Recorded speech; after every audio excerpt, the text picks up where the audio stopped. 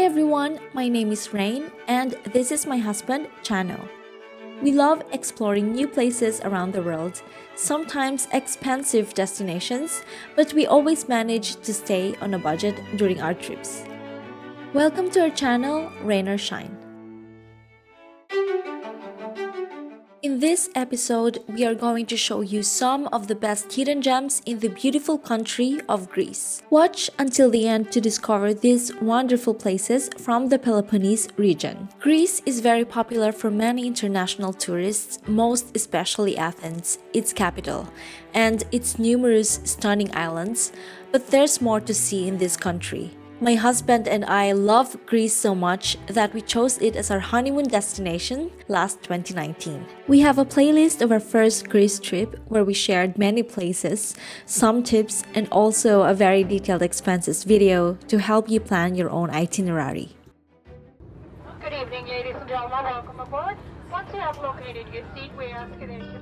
Kalimera! I'm so happy to be back again in Greece. It's one of my favorite countries. We arrived last night in Athens at around 8:30 in the evening. We immediately went to get our rental car and then drove to Argos for 2 hours. We're going to stay here in Argos for 3 days. We have our rental car, so we'll just drive to different places. And the reason why we chose this hotel is because it has the best view of the town. Come, I'm gonna show you.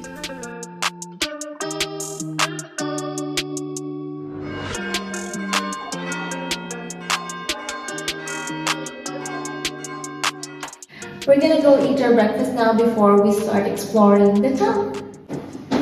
It smells like coffee.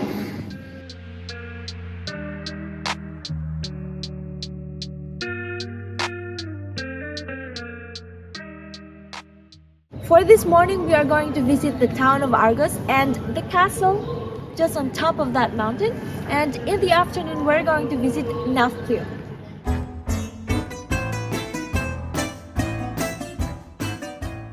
We chose to stay in the town of Argos for 3 nights since we were visiting places that are nearby. It is located in the area of Argolis in the eastern part of the Peloponnese peninsula. Argos is one of the oldest continuously inhabited cities in the world and the oldest in Europe. Numerous ancient monuments can be found in the city today.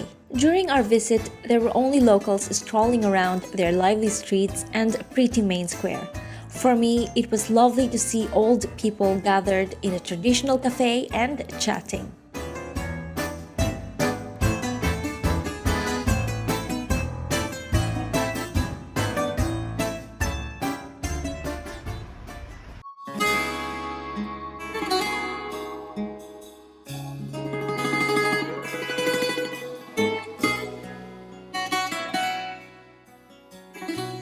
Larissa Castle is the ancient and medieval acropolis of Argos. It is located on a high rocky hill within the town's boundaries to the west. From its walls, the view over Argos and the surroundings are really impressive.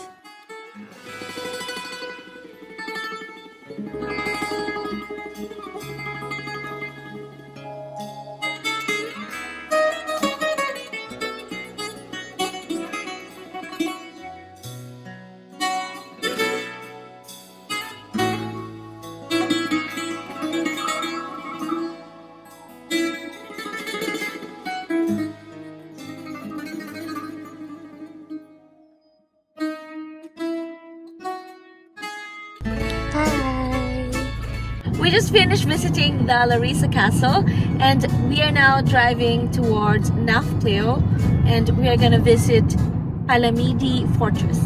We are so happy because we were checking the weather forecast and it says light rain and cloudy, but it turns out that the weather is perfect today.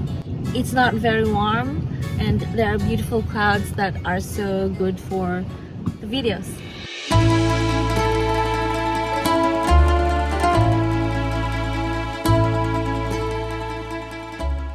The Palamidi Fortress is a true architectural masterpiece. This fort was built during the Venetian occupation in the 18th century and has been preserved in great condition. It is considered as one of the greatest achievements of Venetian fortification architecture. It was captured by the Turks and remained under their authority until 1822 when the Greeks took control over it. It was converted into a prison for serious criminals around 1833.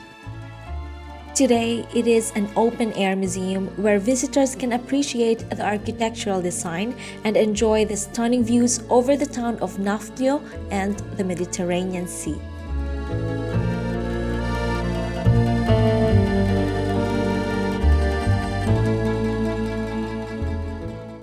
We just parked our car in Nafplio. We were there before. That's the Palamidi Fortress. Here in the city, there's a huge parking lot. Free. For free. We love free stuff. And this is the car that we rented.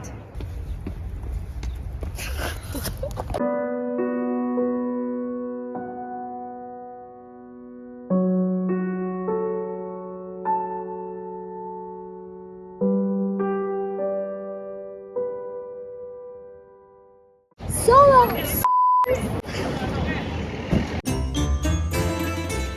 Before exploring the town of Nafplio, we looked for a good place to eat Greek cuisine. We were both dreaming of eating authentic Greek foods ever since our last visit in Greece, so we were very happy when finally we had the meals in front of us.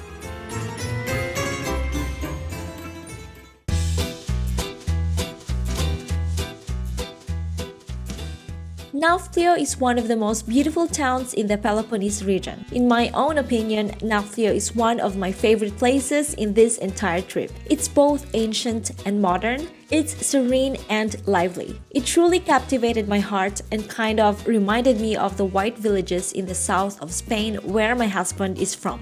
It happened that they were celebrating the carnival during our visit, so it was a mixture of noise and chaos, but in a very charming way. There were many kids who looked very excited wearing their costumes. The main square was full of vendors, children and teenagers running around with their sweet laughters. Even if my husband and I prefer quiet and non-crowded places, we were filled with joy. Nafplio was the first capital of the newly born Greek state between 1823 and 1834. Today, Nafplio is a vibrant town that attracts many visitors due to its romantic atmosphere and truly Greek essence. We are in the main square of Nafplio and it's chaotic. They are celebrating a carnival and some people are in a weird costume. It's very noisy.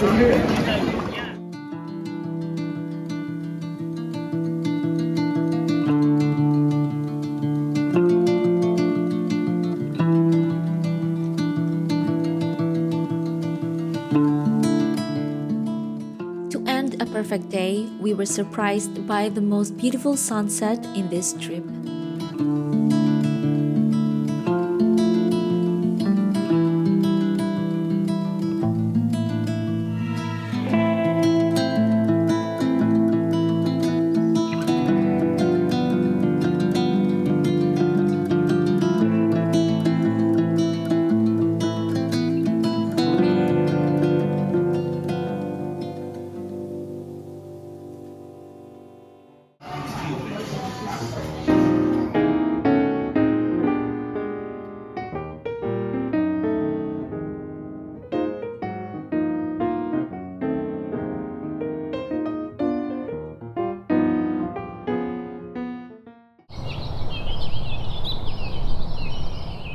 The next day, we ate our breakfast quickly because we're excited to visit one of the most important ancient archaeological sites in Greece.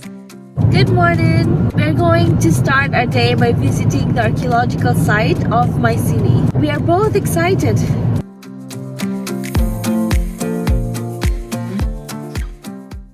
We are approaching the archaeological site of Mycenae.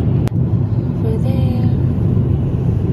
On my left, you can see the main site of Mycenae, but we have stopped our car here first in the treasury of Athens. We want to take a picture, so we don't want anyone around. You can buy the tickets either on the main site or here in the treasury. Let's go.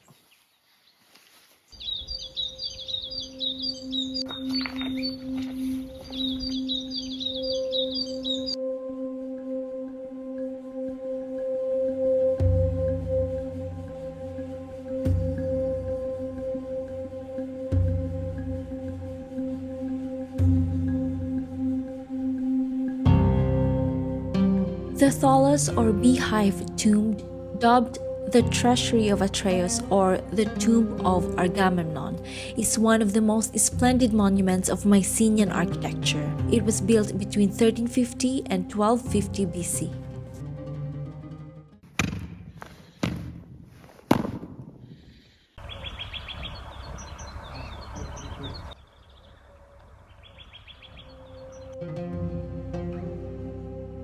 Mycenae is an archaeological site in Argolis, located 11 kilometers north of the city of Argos. In the 2nd millennium BC, Mycenae was one of the major centers of Greek civilization, a military stronghold which dominated much of Greece. It was built on a hill 900 feet above sea level. Besides its strong defensive and strategic position, it had good farmland and an adequate water supply. Mycenae was also prominent in Greek mythology and inspired poets, writers, and artists throughout the centuries. The Lion Gate is the main entrance to the citadel of Mycenae. The actual sculpture has two lions separated by a single column and stands about 3 feet high. The heads of the lions are now missing, indicating that they were originally made of metal, but for some reason or another are no longer around today.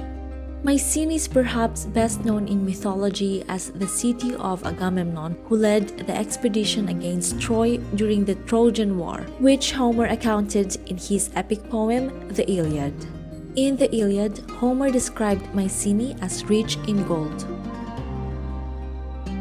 South of the Lion Gate is where the important grave Circle A located, discovered by the German archaeologist Heinrich Schliemann in 1870s. He discovered the grave Circle A with their skeletons and more regal gold, including the so-called Mask of Agamemnon, which is now displayed in the National Archaeological Museum in Athens.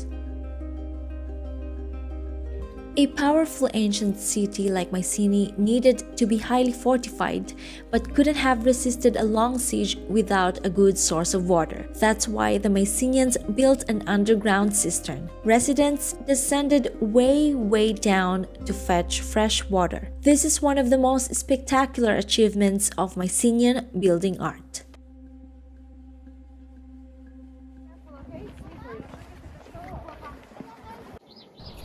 Now that I see these walls, I understand why it was so difficult to conquer this citadel. This is the white tree of Gondor.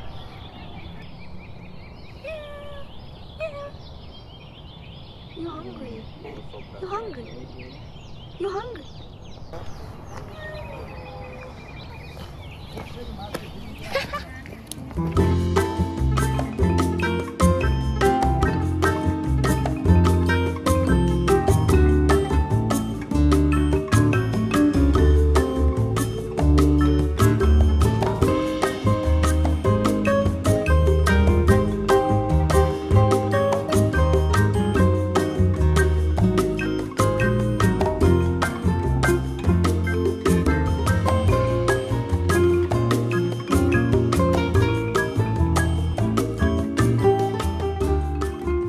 All the food was delicious, and for Greeks, they always serve huge plates of meals, and it's also common that they give free desserts.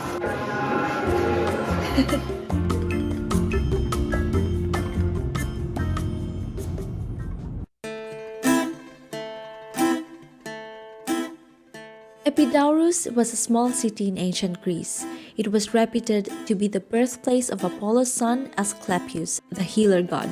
The town of Epidaurus was famous in ancient Greece for its sanctuary, the Asclepion, which was the most popular healing center in the classical world.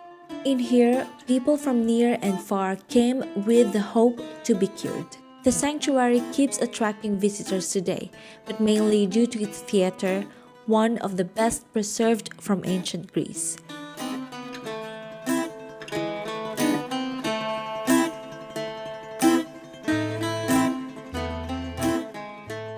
We were highly impressed by its beauty, symmetry, and for its exceptional acoustics. The theater is used again today for dramatic performances. It was fun watching fellow visitors testing out the theater's acoustic reputation. Of course, I also tried myself.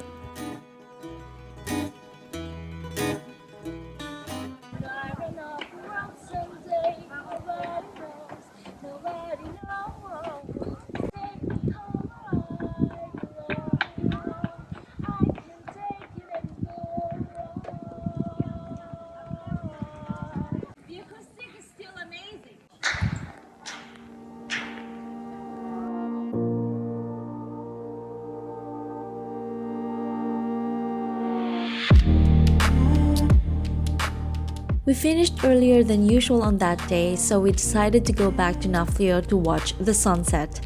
On our way, we were blessed with another unforgettable road trip and amazing skyline. It really doesn't matter for us where we are. What makes our trips really special is we spend it together.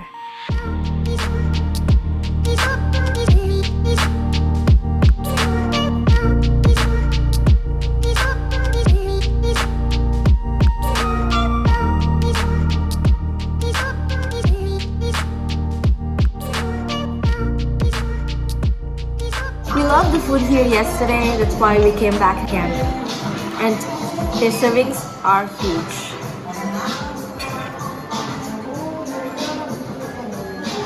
This is how the main square of Argos looks like at night. It's very lively. There are a lot of food shops, clothes shops, and bars. It's very beautiful. And you can see the castle on top of the mountain. If you're going to visit this area of the Peloponnese, I highly recommend this hotel because Argos is a good location to visit other places such as Nafplio and Mycenae. And this hotel has a very good view of the main square of Argos. I really like it. And the owner of the hotel is really friendly.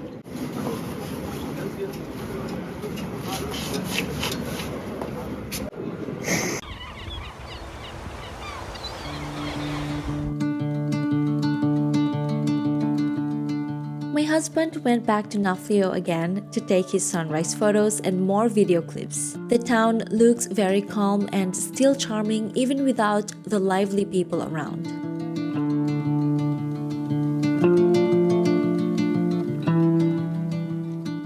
That ends our first episode of our Peloponnese adventure. Thank you so much for watching. Please help us grow our channel by giving this video a big thumbs up and subscribing. We would really appreciate it.